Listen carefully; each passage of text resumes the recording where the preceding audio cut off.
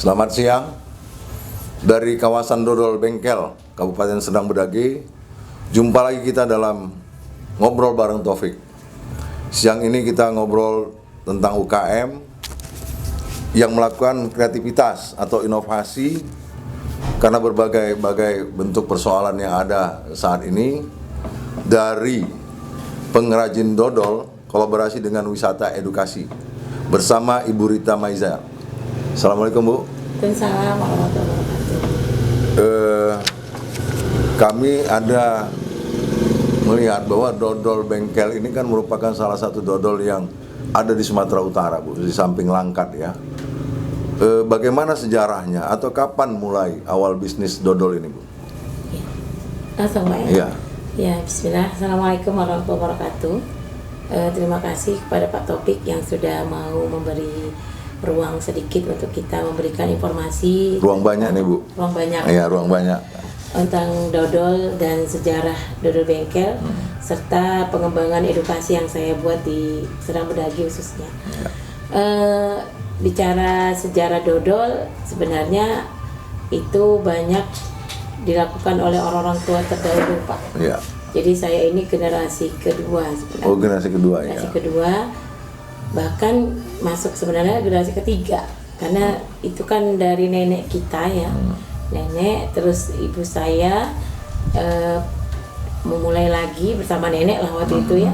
Baru saya ngembanginnya sampai hari ini. Iya. Usaha ibu saya itu mulai dari tahun 80-an, Pak. 80. Jadi 80-an, usia saya masih usia 45 tahun lah ya, saya keren 80. Jadi usia 85, tapi dodol bengkel itu di tahun 80-an sudah ada. Dan sejarah itu datang salah satu pemuda di desa itu hijrah ke Tanjung Pura, Langkat. Oh, berarti Serdang Bedagai dulu baru ke Langkat ya? Atau terbalik? Dari Tanjung Pura dulu. Tanjung Pura, jadi ada pemuda orang bengkel, salah satunya Pak apa yang saya lupa namanya, Pak Udin apa siapa namanya. Beliau hijrah ke Tanjung Pura. Hijrah Tanjung Pura. Habis itu di Tanjung Pura itu karena banyak pelaku dodol, iya. Beliau pulang balik ke kampungnya dan mengajarin ibu-ibu sekitar di bengkel, sekitar tempat-tempat beberapa orang lah yang masih mau ya, karena pemula. Setelah itu beliau ajarin cara buat dodol, jenang ya dodol, terus dipasarkan di depan toko, masih tradisional. Kalau Bapak mungkin pernah tahun 90-an lewat bengkel tuh, ingat ya Pak ya, mirip kayak Tanjung Pura ya Pak? Iya, masih ada, iya. Jadi karena copy pastenya dengan Tanjung Pura, gitu. Jadi letak styling, dipocongin, digantungin gitu ya. Yang dari pakai apa namanya? Pelepah pinang, iya. Nah, habis itu kita tahun 80-an mungkin karakter apa ya, mau cari beda dengan yang lain. Akhirnya di bengkel itu dibuatlah varian 3 rasa dulu waktu itu ya, tahun 90 sampai 2000-an. Baru dikembangin lagi, ada jajanan, baru tikar ya, terkenal ya, tikar, bakul, tampah gitu ya. Nah itu berkembang lah sampai hari ini. Itu mulanya berapa keluarga yang membuat itu? Lebih kurang ada 10 sampai 20 pelaku keluarga. Keluarga ya, kepala keluarga memulainya ya. Ya, termasuk nenek saya, terus kakaknya nenek, ada kan kita tuh adik-adik keluarga nenek itu semua di bengkel tuh pengrajin dodol. Iya. Kebetulan. Nah, itu yang di awal mula. Terus kalaupun pengembangannya sekarang itu mulai diinovasi di 2000, Pak. Tahun 2000 mulai inovasi. 2000 saya datang itu di 2000. Saya kebetulan kan lama di Medan, Pak. Saya seorang guru. Ya. Saya lama guru di Anizam, Yayasan Anizam Bromo. Guru SD itu saya juga sekolah di Safiatul ya, ngajar di Safiatul SMP. Ya. Cuma nggak lama, 3 tahun aja. Jadi 2000 dari mulai tamat 2002 sampai 2010 saya banyak di Medan sebenarnya. Enggak usaha dodol. Oh, berarti dodol ini keluarga yang awalnya ya. Warisan keluarga. Ya, warisan keluarga ya. Terus saya pulang, saya menikah, hijrah sebentar ikut suami di Papua karena suami waktu itu usahanya di Papua. Terus karena saya lulus sertifikasi guru, niatnya mau ngambil. Nah, tapi karena saya izin mau melahirkan dulu anak pertama, saya bantu orang tua ini. Cuma waktu jeda 3 bulan sampai 4 bulan lah karena mau melahirkannya. di usia 7 sampai 9 bulan itu saya bantu orang tua usaha. Saya kembangin, coba berinovasi sama orang tua itu, "Ma, coba dirubahlah tokonya," gitu. Karena teman-teman toko yang lain kan sudah mulai agak permanen. Iya. Terus udah mengundang bus-bus Iya, ya untuk singgah gitu. Iya. Akhirnya yang usahanya ibu waktu itu paling penghasilan 200.000 per hari. Ketika saya turun Iya. pulang dari Papua itu pengennya cuma numpang lahirin aja di rumah orang tua karena di Papua nggak ada saudara. Ya lumayan rezeki Pak, bisa sampai 5 juta per hari. Per hari 5 Ya. juta. Waktu itu tahun berapa itu, Bu? 2011, 2010, 2011 ya. Oh, itu sekitar 5 juta per hari. Dari mulai 200.000 Ya. ketika kita turun bantuin ibu, terkejut tuh dari 2 juta, 3 juta, 5 juta per hari. Jadi ibu tuh terkesan gitu. Udah lah Rita, nggak usah pulang lah ke Papua gitu. Niat saya kan mau pulang nih ke Papua Ya. Bali. Atau neruskan sertifikasi guru saya. Atau kata ibu nggak usah pulang, dah kalian teruskan aja usahanya mama. Kalian bayar rumah ibu, rumah mama ini sama toko, tapi bagi hasilnya ke adik-adik sama abang-abang. Jadi saya beli. Oh, jadi pegang kendali lah Ibu Iya, ya. saya pegang kendali. Tahun 2011. 2011. Nah, Saat udah memutuskan jadi mengambil alih usaha ya, akhirnya nggak jadi pulang. Akhirnya kita jual aset di Papua, kita belilah usahanya orang tua, dan kita bantu semua keluarga. oh jadi ikutlah keluarga dalam rangka. Tapi dalam posisi membantu sebagai tim Tim, tidak ya. punya memiliki. Iya. Karena legalitas apa semua udah kita yang dulu. Iya, jadi tim lah ya, tim keluarga dibagi tim. Dibagi tim, jadi tim saya. Jadi yang selama ini Ibu lakukan, apa kendala-kendalanya, Bu? Kalau kendalanya sih mungkin dicerita dari awal ya Pak Ya, ya. ya. Kenapa saya sampai hari seperti ini gitu. 2011 saya kan sebatas bantu ibu. Waktu itu belum penuh 100% dipegang ke saya. Kita bagi persen sama ibu. Jadi ibu itu dapat bersih 40%, saya 60%. Oh ya, bagi hasil lah ya. Ya, bagi hasil. Alhamdulillah terkumpul uang itu. Dan saya juga ini terus setahun setelah saya bagi hasil 2012, ibu murni udah ini untuk usaha Murita. Jadi saya juga ngasih sekedarnya sama ibu, mama. Nah di 2012 karena saya udah duduk jadi penduduknya Senang Bedagi, khususnya bengkel, saya datangin tuh dinas. Saya datangin dinas koperasi waktu itu. koperasi ya. Saya datengin kira-kira apa yang bisa dikerjasamakan. Saya pendatang baru, walaupun saya sepak lama orang Medan. Iya. Saya punya Walaupun usaha. asli dari Senang Bedagi ya. Saya punya usaha, tolong bantu saya ngembangin. Karena basic saya itu awalnya memang tidak ada usaha kan Pak, namanya guru. Iya. Saya guru tapi memang saya hobi jualan juga Iya, waktu iya. masih gadis. Memang darahnya kali ya. Ya, akhirnya dibimbing, dibina oleh dinas setempat, sama Pak Bupati juga disupport. Pada saat itu bupatinya siapa? Pak Sukirman waktu itu. Pak Sukirman. Kan 2 periode ya Pak ya. Iya. Terus disambung dengan periode berikutnya ini Pak Wiwi ya, Pak Danuwijaya. Alhamdulillah saya juga termasuk pembinaan produk unggulan lah sampai di Senang Bedagi. Akhirnya saya pun memutuskan di 2012 saya berinovasi Pak. Saya dibawa studi banding ke Bandung waktu itu ke Garut. Ke Garut, Iya. ya. Nah waktu itu dodol bengkel kan nggak ada yang gini-gini Pak. Yang model ini ya. Nah, Ya ini jadi saya yang Jawa inisiator ini. nih. Ya. Saya yang menginisiator. Oh, jadi yang menginisiator Ibu ini. Iya, produknya banyak rasa. Iya. Terus kemasannya begini, itu kita yang menginisiator di bengkel itu. Nah, Pada saat menginisiasi ini ada kendala apa yang paling besar? kalau kendala di kita itu pertama teknologi Pak. Lebih ke kemasannya kan manual ya. Manual ya. Jadi tidak ada alat yang otomatis gitu Iya, Pak. iya. Mesin teknologinya tidak ada. Jadi kalau mungkin satu saat mimpi kita besar, dodol ini permintaannya banyak, maka ya harus tenaga manusia itu terbatas Iya, gitu. iya. Beda dengan permen ya. Iya. Permen ada mesinnya Iya. gitu. Terus saya inovasi mulai dari orang tua saya itu 3 rasa. Saya ciptakan hampir 10 rasa waktu itu Pak. 10 rasa. Rasa apa aja tuh?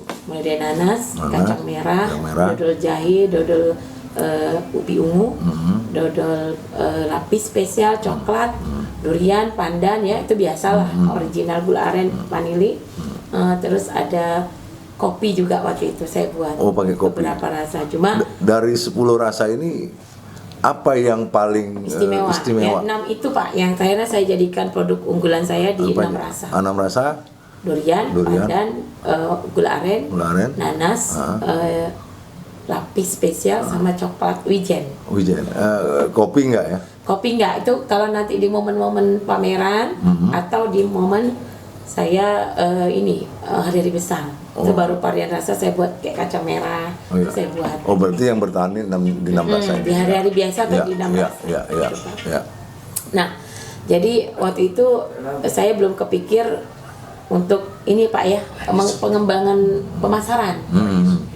Fokus di bengkel saja waktu itu. Tapi karena saya orangnya juga semangat pengen besar, saya buat 3 cabang waktu itu di bengkel. Saya buat cabang. Toko Sejahtera 1, Sejahtera 2, Sejahtera 3. Waktu itu. Sekarang masih tetap 3 cabang. Udah tutup, tinggal di 1 di toko utama kita yang tempat tinggal. Yang 2 udah tutup. Masalahnya apa waktu itu?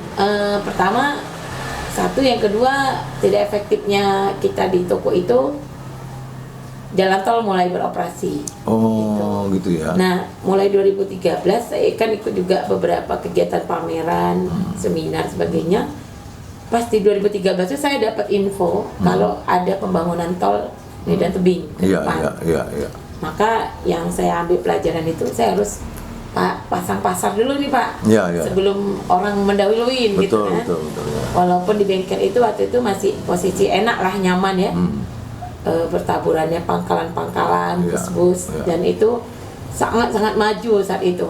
Di 2012 sampai di 2017 sampai 2016 tuh bengkel masih jaya-jayanya itu Pak. Itu 2000 sampai 2017 tuh jaya-jayanya. Saya pikir ya. Dan mulai collab itu kan di 2016, 17, 18 sampai corona ini ya. Mulai operasi tol kan bulan tahun 2016 katanya. Nah itu saya ini Pak jajakin pasar retail waktu itu. Saya isi supermarket, saya isi Carrefour, Lotte-Mart, Aroma Bakery, termasuk di bandara, saya masuk di Sujuya, saya masuk di Irian, semua saya isi Pak. Karena saya tahu ini bakal saya tutup nih 2 toko gitu kan. Jadi saya harus isi pasar retail untuk dalam rangka menutupi penghasilan tadi ya. Mengimbangi jangan sampai dodol ini hilang gitu. Nah, alhamdulillah berkembang lah waktu itu sampai hari ini ya di beberapa toko retail. Nah, kita hampir lebih kurang 100 toko retail yang kita isi Pak. 100 toko retail sampai sekarang? Ada beberapa toko yang tidak begitu ramai kita tutup, jadi lebih kurang adalah sama beberapa reseller. Reseller ya. Jadi pada saat pengembangan ke retail ini, karena tadi Bu bilang penghasilan menurun, nah untuk kedepannya inovasi apa saja yang Ibu akan lakukan ini?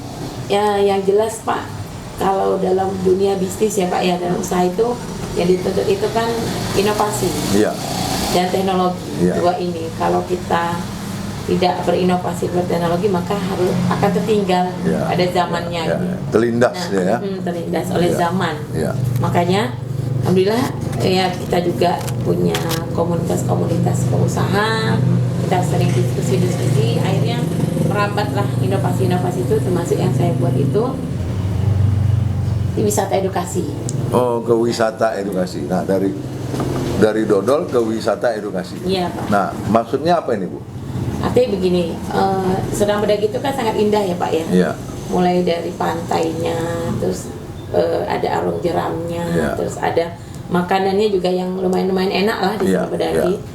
Dan hari ini juga kita tahu ada pengembangan zooparknya Pak Rahmat saya, Rahmat Zoo gitu ya. Artinya dari destinasi-destinasi segi itu, kenapa nggak saya ngambil peluang gitu Pak untuk menciptakan wisata edukasi? Toh dodol ini punya sejarah gitu kan. Mulai dari tahun 80-an sampai hari ini tidak hilang gitu. Selama ini kan banyak bisnis yang kita lihat ya, banyak bermunculan bisnis-bisnis viral gitu ya. Tapi dia tidak bertahan lama. Apalagi bisnis-bisnis apa itu yang waralaba dia Pak ya, itu banyak tidak bertahan lama. Toh ternyata walaupun dodol kita tahu makanan tradisional, kalau kita inovasi, kita kemas, pasti nggak akan ketinggalan gitu. Itu sih mimpi saya itu seperti itu. Dodolnya itu oke lah makanan tradisional, tapi cara jualnya itu bisa milenial, bisa zilenial ya, lebih ke geng-gengnya orang-orang anak-anak apalah geng Z ya, yang hari ini teknologinya main di handphone. Nah itu saya buktikan bisa Pak. Nah, yang menariknya gini Bu, saya melihat bahwa dari dodol ini Ibu lompat ke wisata edukasi. Nah hubungannya nih sekarang dengan dodol dengan wisata. Nah, berangkat yang saya sampaikan tadi Pak, dengan banyaknya destinasi di Sergip. Terus saya punya basic latar belakangnya sekolah pendidikan dan saya punya teman-teman yang seputaran jaringan sekolah Islam terpadu. Dan kita tahu jaringan JSIT itu sekolah yang lebih kelasnya menengah ke atas. Nah, program di sekolah menengah ke atas ini Pak, itu ada program field trip, ada wisata keluar sekolah, belajar di luar. Ini yang saya jemput bola Pak. Nah selama ini kan mereka mainnya di Medan terus. Nah saya tawarkanlah ke mereka bahwa kita ada program bagaimana belajar industri, bagaimana mengenal sejarah dodol, terus kita juga sambil berwisata ke yang lainnya gitu. Nah, jadi saya buat paket lah gitu. Nah, di dalam wisata edukasi yang Ibu lakukan ini, apa saja program-programnya yang Ibu jual kepada pertama anak-anak kita sekolah ini? Mengenalkan merubah mindset anak-anak Pak. Jadi selama ini belajar di kelas itu kita bawa ke dapur kita, kita dudukkan, terus kita support mindsetnya. Maksudnya motivasi. dapur pembuatan dodol ini? Ya, kebetulan di ruangan kita tuh kan ada tiga ini Pak, tiga titik ya. 3 tungku atau gimana? 3 titik pertemuan. Wisatanya. Wisatanya wisata ada 3 titik. Iya, 3 titik itu pertama datang kita letak di aula. Di aula itu ada desainnya sekolah-sekolah yang sudah hadir ke situ. Jadi mereka juga lihat, oh sekolah kami belum ada gitu. Oh sekolah kami itu gitu. Itu saya sengaja letak jejak digital bahwa sekolah ini pernah ke situ. Gitu. Nah saya letak di aula itu, saya kasih materi dulu Pak. Saya kasih materi tentang bagaimana makna sukses dengan berdagang, dengan berbisnis. Nah, ini umur berapa ini? Mulai dari TK Pak. TK. TK, SD, SMP, bahkan kita sering dikunjungin sampai luar provinsi. Saya pernah kedatangan tamu itu Aceh sampai Papua pernah Pak. Papua pernah. Jadi Kalimantan pernah, Jambi, Palembang, Jakarta, Surabaya, sampai Papua pernah. Nah, itu pernah berkunjung ke dapur kita. Tapi dalam rangka mereka cuma wisata edukasi, melihat produksi sama ke wisata segi lainnya. Sistem yang Ibu lakukan tentang pemberian informasi tentang wisata ini dimulai dari mana, Ibu? Sebelumnya tadi yang saya sampaikan, jadi wisata edukasi itu kenapa kita jual dengan program yang menarik. Setelah, maaf ya Pak, saya potong yang tadi membahas di 3 titik dodol saya. Setelah mulai dari di wisata di pemahaman motivasi, saya kasih mereka ke dapur produksi. Maksudnya produksi dodol ini? Iya, ke pabriknya. Saya kan pisah Pak dari rumah itu ke sama pabrik kan pisah. Oh, tidak satu tempat? Tidak. Jadi ada jalan sedikit kira-kira 50 meter lah. Itu saya kasih ruangan khusus bahan. Jadi saya mengenalkan bahan pembuatan dodol ini, bahannya apa saja.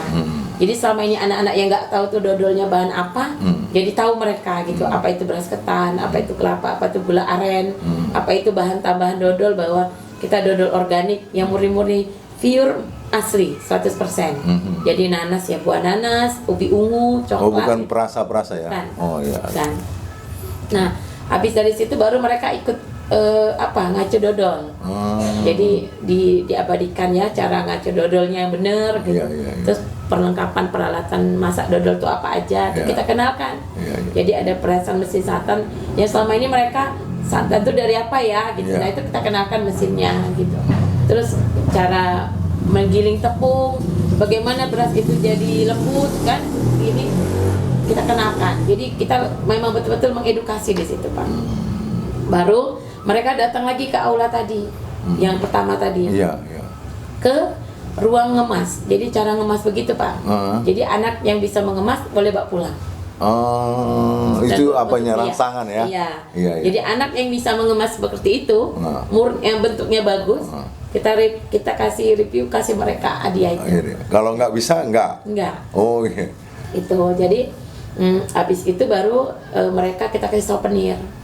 Jadi mereka tuh ada budget souvenir, wajib bawa dodol kita seperti ini Pak. Ini sama snacknya produk UKM yang lain. Jadi saya kolaborasi dengan UKM lain, jajanan snacknya itu ambil ke UKM yang lain.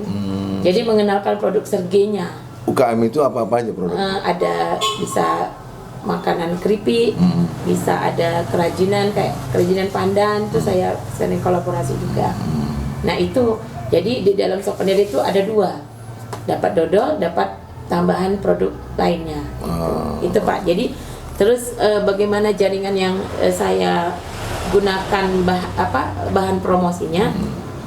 Saya membuat satu, yang kedua karena latar belakang saya dulu pengurus jaringan sekolah Islam terpadu Pak. Saya dulu guru, saya pengurus bidang ekonominya. Nah kebetulan teman-teman itu kan tahu nih produk saya dari produk orang tua.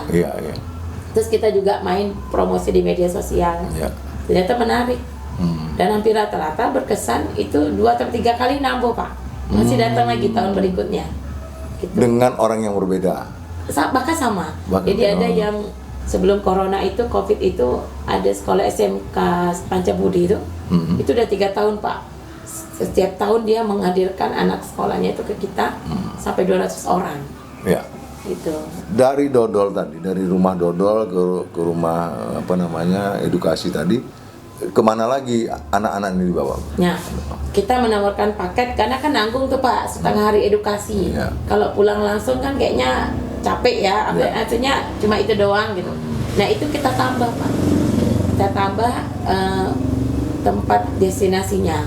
Ada 2 pilihan, bisa ke kebun binatang, bisa ke pantai. Di Sergei sudah ada kebun binatang sekarang? Sudah Pak, Zoopark itu ya, yang punya Rahmat Zoo. Jauh jaraknya dari ini, dari Enggak, Pak, jauh. Cuma lebih kurang 20 menit, 15 menit lah. 15 menit. Karena jalannya agak bisa itu kan. Di Zoopark ini tadi apa aja yang ada di sana? Kita kerjasama Pak, kolaborasi. Jadi dari Zoopark saya serahkan anak sekolah ini ke pihak mereka, ada guide-nya untuk menjelaskan semua tanaman, jenis tanaman yang ada di Zoopark itu. Tanaman sama binatang.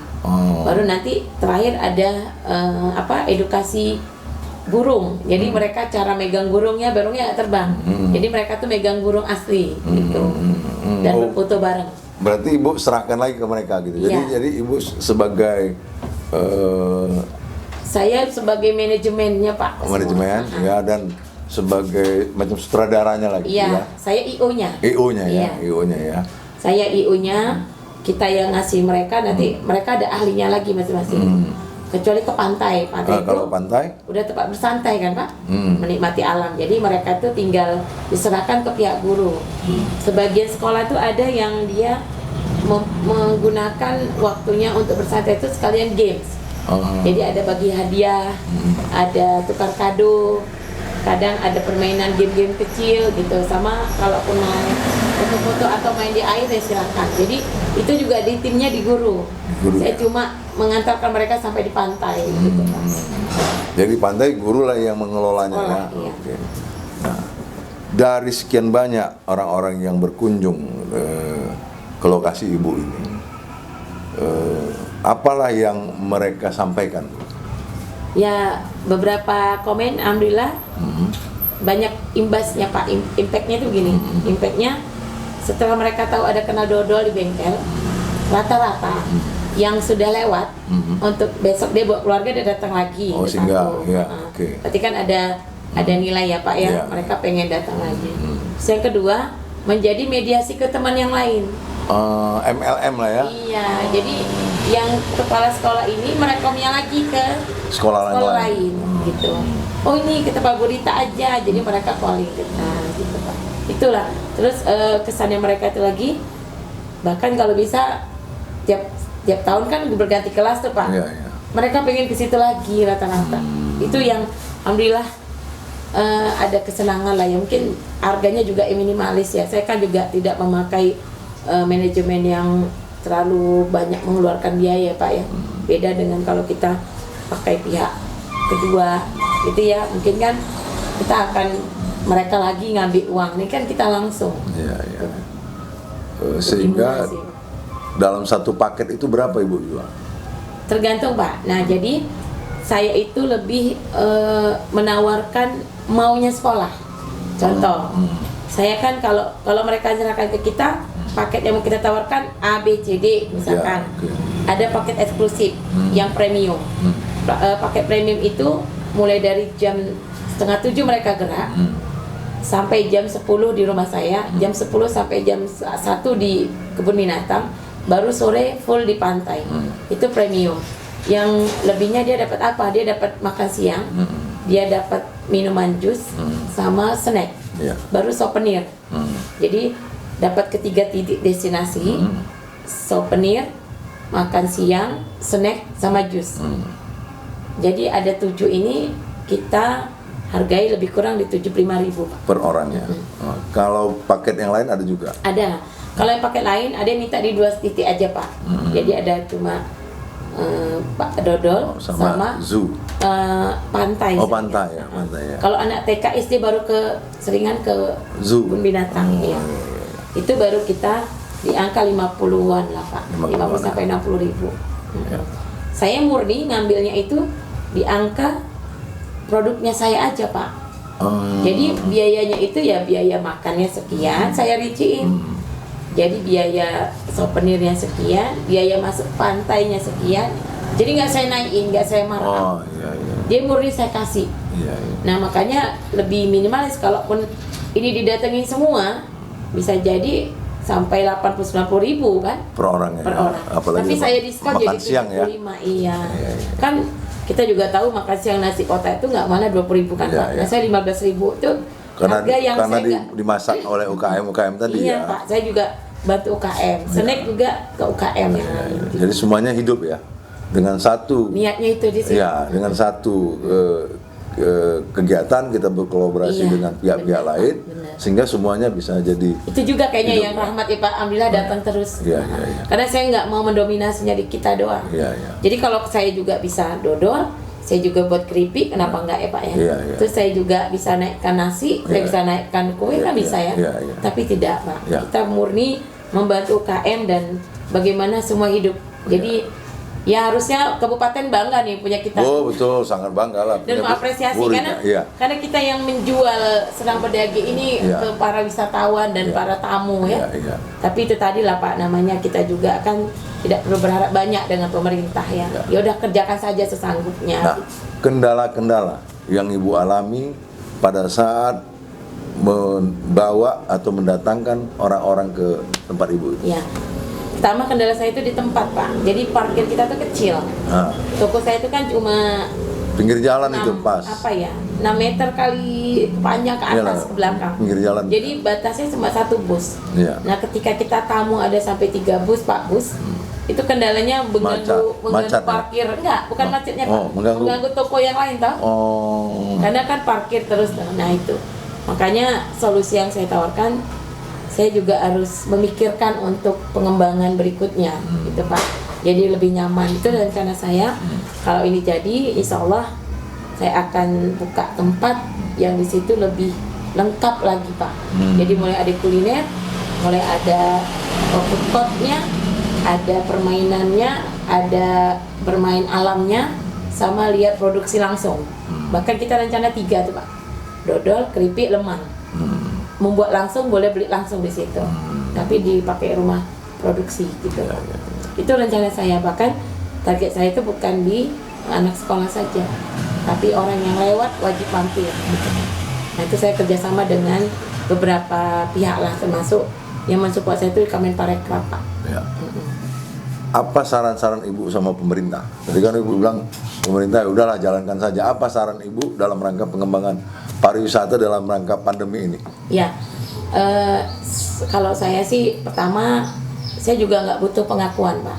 Saya karena pengennya kerja doang. Biarkan Allah dan Rasul serta orang beriman yang menilai, itu prinsip saya Pak. Jadi bagi saya sih kalau memang ini ada, saya kan termasuk membantu nih program pemerintah yang sudah melalui program yang saya buat. Saya berharap ya butuh supportnya Pak, minimal dipermudah lah dalam hal-hal misalkan perizinan. Izin kan udah mudah sekarang. Walaupun dipermudah tapi terkadang dipersulit oleh UKM. Tapi masuk izin-izinnya harus bayar pajaknya gitu ya. Ya pajak harus bayar lah. Artinya gini, UKM kan ada diskon ya Pak ya? Iya. Ada dispensasi apa? Berapa persen ya nol bisa hilang ya? Iya. Nah itu juga. Ada dispensasi lah ya. Dispensasi. Iya. Terus yang kedua, masalah MUI halal. Itu kalau yang tidak dibantu pemerintah Pak, yang kita ngurus sendiri, luar biasa ribetnya Pak. Untuk izin halal itu? Saya aja kemarin tidak ada bantuan pemerintah, saya mandiri, itu hampir 7 juta Pak. Bayar izin halal aja? Hanya 2 tahun. Nah, artinya kan kita pengen maju nih. Oh, izin halalnya hanya 2 tahun aja masa berlakunya? Nanti nyambung lagi, bayar lagi? Ini saya sedang proses perpanjangan. Itu hampir ya tuh ikut ininya, harus ada ini, pokoknya luar biasa. Padahal kita standarnya bukan perusahaan kan, bukan pabrik gitu, masih UKM.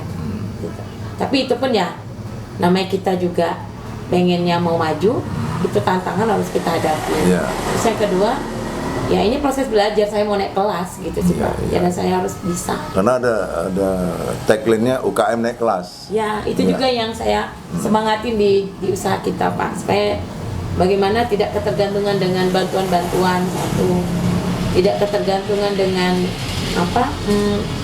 beban yang begitu tadi lah.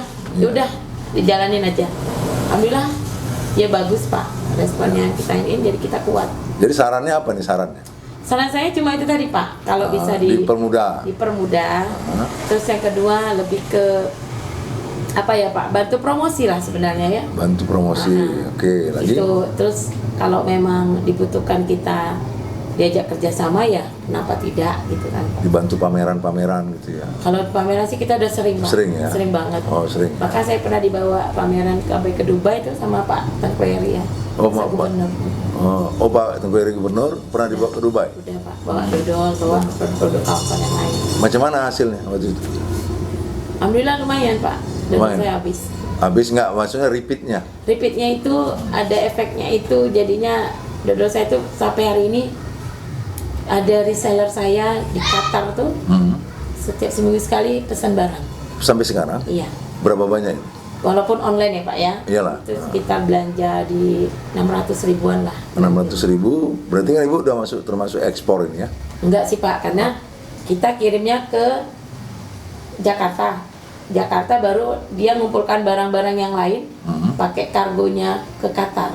Bukan Qatar, Dubai Pak. Ada orang lagi di Jakarta yang membeli dodol Ibu itu karena permintaan. Bukan orang Qatar, orang Indonesia Qatar. Orang Indonesia. Tapi dia banyak menghimpun produk-produk UKM, jadi ngirimnya sekali langsung. Oh, bukan Ibu yang ngirim ke Qatar, bukan ya? Saya ngirim sampai Jakarta. Sampai Jakarta aja ya. Jakarta baru mereka terbang pakai pesawatnya Qatar. Iya. Alhamdulillah punya efek. Udah berapa kali repeat order. Artinya banyaklah impact dari kita pameran, rata-rata pesan lagi. Yang penting jaga kualitas. Iya Pak. Ya. Jadi baiklah teman-teman sekalian, bahwa produk UKM ini kalau disungguh-sungguhi maka dia akan jalan dan akan berhasil. Ya, karena UKM ini tidak sekedar hanya buat jual, tapi juga perlu ada strategi-strategi pemasaran, termasuk bagaimana menginovasi suatu produk itu sehingga menjadikan produk yang awal bisa mengembangkan ke produk-produk lain. Termasuk Bu Rita ini yang sangat luar biasa semangatnya. Kita sangat salut lah dalam rangka dodol bengkel yang sudah turun penjualannya Bu ya. Dikembangkan lagi dengan bentuk lain, yaitu wisata edukasi bagi anak-anak sekolah mulai dari STK sampai SMA, sehingga anak-anak itu tahu bagaimana cara pembuatan dodol, mana tahu mereka juga ikut berdagang ke depan sebagai cikal bakal masa depan mereka. Terima kasih Bu Rita. Ya, terima kasih. Sampai jumpa lagi. Assalamualaikum warahmatullahi wabarakatuh. Jangan lupa subscribe dan like. Terima kasih.